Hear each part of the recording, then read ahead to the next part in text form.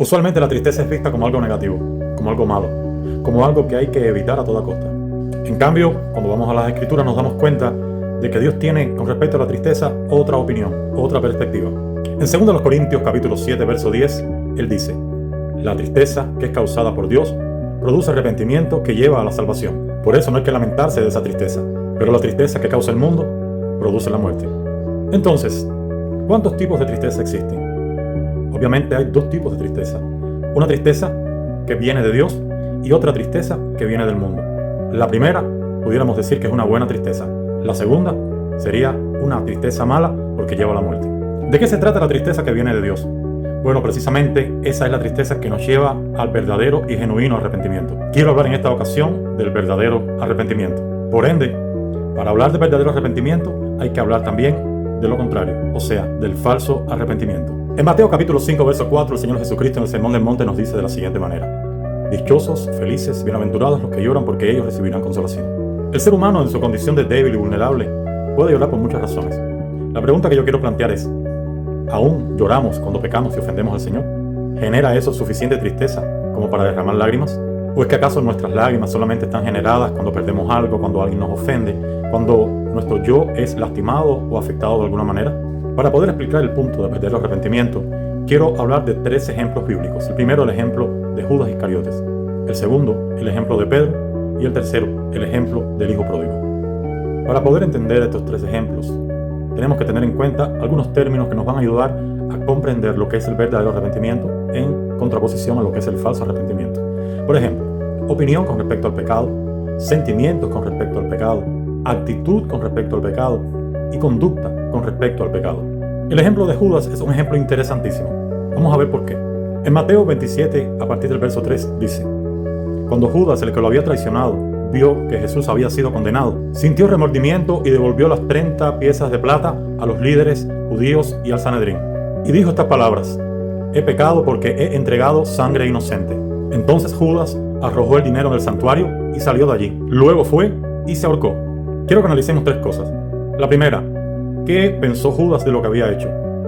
La segunda, ¿cómo se sintió Judas con lo que había hecho? La tercera, ¿qué dijo Judas de lo que había hecho? Y la cuarta, ¿cómo actuó Judas después que hizo lo que hizo? Nos damos cuenta que Judas se sintió mal. Nos damos cuenta que Judas reconoció que había pecado. Nos damos cuenta que Judas entendió que había entregado sangre inocente. Incluso devolvió el dinero de la traición. Pero Judas demostró finalmente que su arrepentimiento no era genuino cuando tomó la conducta equivocada. Se quitó la vida. Según el ejemplo de Judas, nos damos cuenta que no es suficiente con que yo me sienta mal con mi pecado. Tampoco con que lo reconozca y diga: he pecado, Señor. No basta con que lo proclame, lo diga a los 4 vientos, incluso que llore y me entristezca. Se requiere para el verdadero arrepentimiento una actitud que demuestre frutos dignos de arrepentimiento, como les dijo Juan el Bautista a aquellos que se acercaron a él para cuestionarle.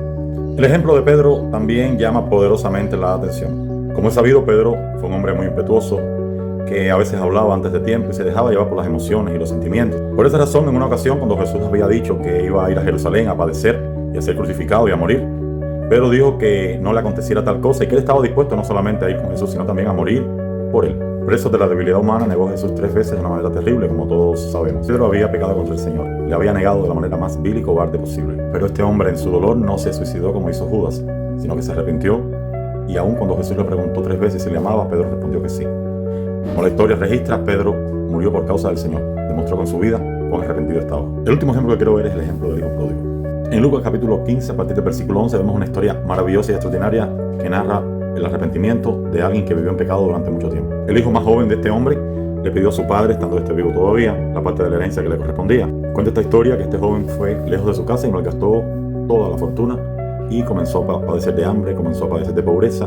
Hasta ese momento él no se había arrepentido. Hasta un buen día en que volvió en sí y tomó la decisión de regresar a su padre.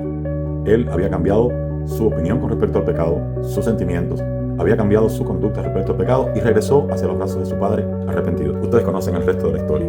Él fue recibido por su padre, quien hizo fiesta, lo vistió, lo calzó, le puso un anillo y la historia cambió completamente. En las Escrituras hay más ejemplos de arrepentimiento. David, Manasés, el propio apóstol Pablo, Zaqueo, en fin. Y en todos se cumple un patrón.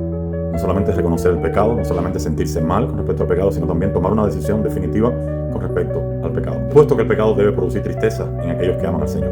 es una buena tristeza. Quiero terminar con estas palabras. El que encubre su pecado no será prosperado, mas el que lo confiese y se aparte de él alcanzará la misericordia.